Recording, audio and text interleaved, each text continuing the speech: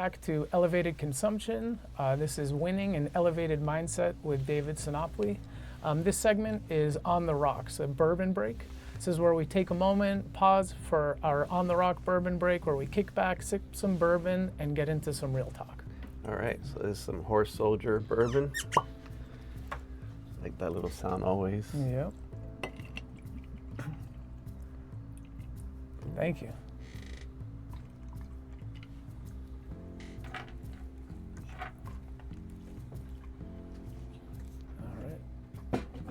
Cheers, guys. Cheers. Thank you for joining us. Yes, Yeah, thank you for being here. Cheers, of course. Cheers. Cheers. Salud. Cheers.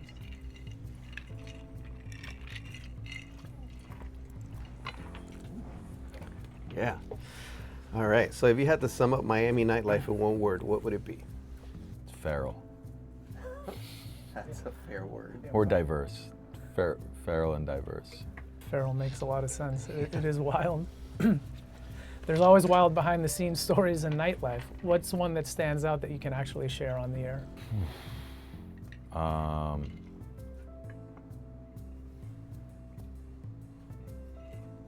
Well, I think it'd have to be at Space, right? There's things that have happened at 3 Points and my other venues that have been insane.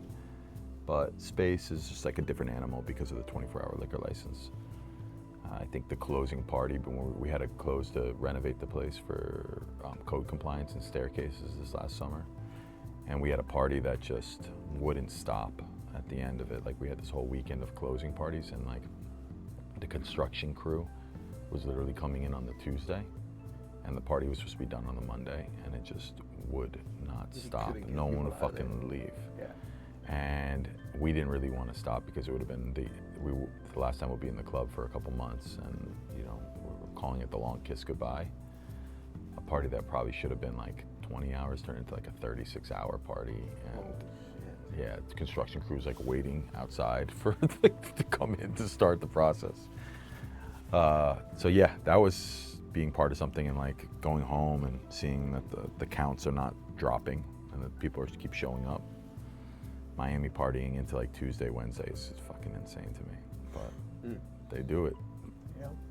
And where do you go get your breaks? And you know, during a 36-hour. Yeah, I'm close by, and so I step out and I shower and regroup, and my partners, we have a rotation, and sometimes we trust our staff enough that if we're not there presently, it's okay.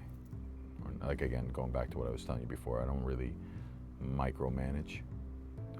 We set up good foundations, we watch, we tune up, we talk every week about the week before and the week coming up, but I can take breaks. I can be out of town, I can be in another country, and I know the club is gonna run properly. Benefits of hiring slow and firing fast. Yeah, and building a good group that cares for their job, takes pride in it. You built spaces where some of the world's best artists perform. If you can go back in time and book any artist, dead or alive, for one legendary night at Space, who would it be? Space? At Space. Space. Fuck. Well, then it'd have to be a DJ. I mean, I really would like to get Nicholas Jarre to come back and play electronic music at Space and like do a sunrise there. That would be my personal favorite. If we're talking about not Space, like a non-conventional thing, I mean, I saw Prince in 2008, and That has to be an experience. changed my fucking life. Yeah, so Prince, That would be like awesome. in a Prince at bar, Space? Prince at Yeah. Bardot.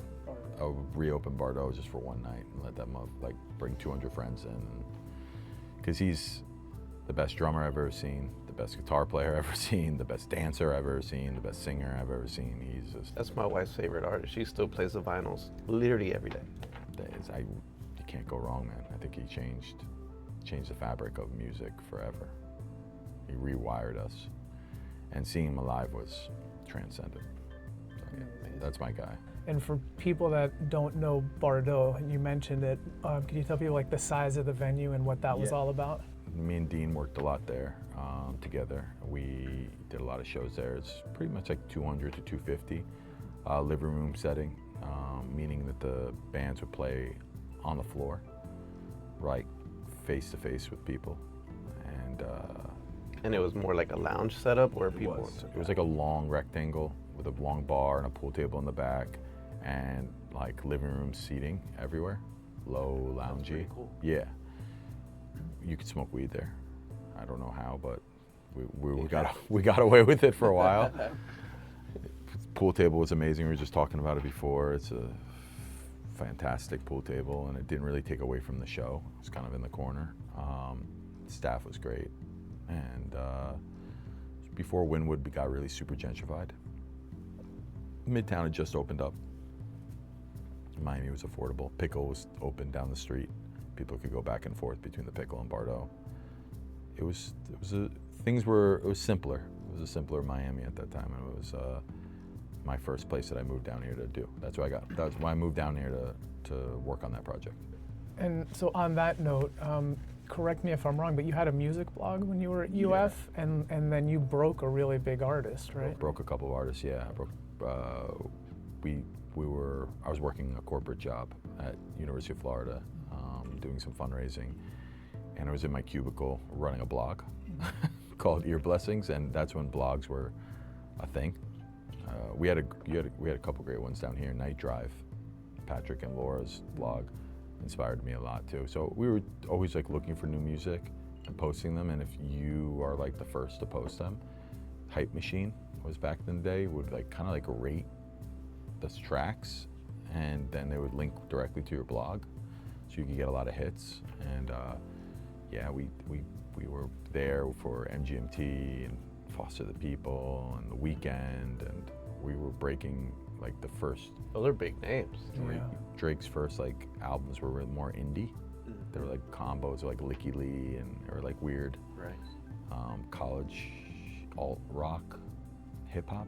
I don't know if that makes sense, but if you go listen to early mixtapes of Drake, he was touching that stuff too. So we were putting those things out early before people, and then as they would catch fire, our blog got bigger, and then I ended up bringing my friend Erica Freshman like mixtapes from it, and yeah, I had the nightlife history, and she's like, listen, we need help at this venue, and I moved down 2010. Very cool. You've built spaces where people create lifelong memories. What's one night in your career that was pure magic? The first 3 Points, that Saturday night of 3 Points where we had James Murphy and Jamie, and then we did a boiler room at my friend Chalk's place, who passed away. Rest in peace, Chalk. Yeah, he was a big staple of the scene, and he had this like loft in Wynwood, and we convinced Boiler Room to fly down for this concept of 3 Points, and they set up in Chalk's studio, and we threw a Boiler Room afterwards. First night I went to space too. After the Boiler Room, I was like, still wanted to party. Is that what kind of like made you want to take over that venue? No, I walked in there and I was like charged cash at the door. They wouldn't take my credit card, but the ATM would like took my credit card, and it was like a $15 fee. And then my weed got stolen, and like I don't know, it was like all these like guys with shaved arms that were like prickling against me. And I was like coming out at such a such a happy moment, and I was like, fucking vibe killed. I left. I never went back until we owned it. I didn't like it. Yeah, it's a portal. Space is a portal, and if it's not treated right and not maintained well, and it's just used to make money, you're gonna get a weird experience there. It's gonna ripple to you. And if you treat it right and you keep it clean and maintenance, it's the whole opposite effect. So I didn't go back there until my two partners now had this like pop-up that they did there for art department, and I saw that them doing their sound in there was a different experience. Yeah, and then we ended up owning it like a couple weeks later. Wow. So owning nightlife businesses, you see a lot of crazy requests. What's the most outlandish demand a celebrity or performer has ever made? The coolest one was a local puppy. For what? Yeah, like for when their sound check, they wanted like a local dog, like a puppy, to come to their sound check. They couldn't bring their own puppy. Right, they're traveling, so they ask you to bring a puppy. They just want some puppy time. Any particular? I mean, I love dogs. I brought John Swab. I have a Boston Terrier. Yeah, no, I brought my little French Bulldog at the time. I let him run around the sound check. It was Mount Kimby. But I requested a local puppy. I was like, all right, that's cool. Frenchies are cool. Yeah, and there was like, I think if I was a touring band and was in a foreign city and just needed some puppy time, like, I get it. I was cool with it. But I don't know, there's other crazy rider requests we've gotten. We did the Gorillas, we did Rosalia, we've done the Strokes. The Strokes were fucking demanding. It's never the band though. It's weird. It's always Like the manager. yeah. It's like a fucking power trip or the TMs, you know. But it's part of the business. Yeah. You don't really take it personally at this point. Sure. Oh well, but there is one. There is one. Okay, sorry. Yes. Macy Gray played at Bardot, and like a week before we booked her, she's like, "Hey, you have to order cake from this place in Venice and ship the cake in." From Venice, California. Florida? Yeah, no, California. So we had to order this cake, Holy shit. custom made. Let her know it's for Macy, and then like the cake then comes, and like you have to have the cake there for sound check, and there's this whole fucking thing about the cake.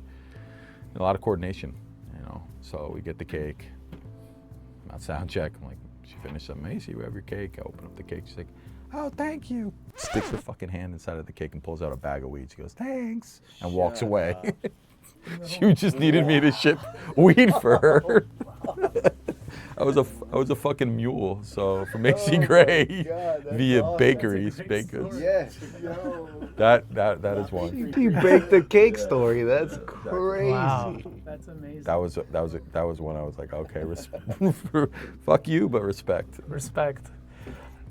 What's your ultimate escape? When you're not working, what's your perfect way to reset and recharge? I was telling you guys before, I like to DJ. It's really helpful with my mindset. I like to spend time at home recharging. I like to play video games with my weird cousin. What video games do you like? We play 2K, like NBA 2K, because we're competitive. But I also like Final Fantasy and Metal Gear Solid, and I like RPGs, but I can't really do those anymore because you really got to commit to that shit. Yeah, you're in it. Yeah. I like to go to the beach by myself on like a Saturday or Sunday and jump in the water a couple times, feel the sun.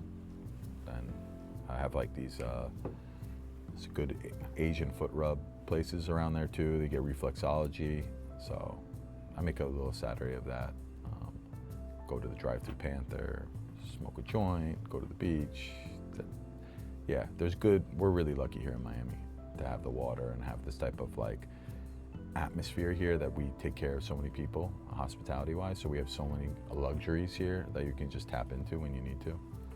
So I definitely put good use to that.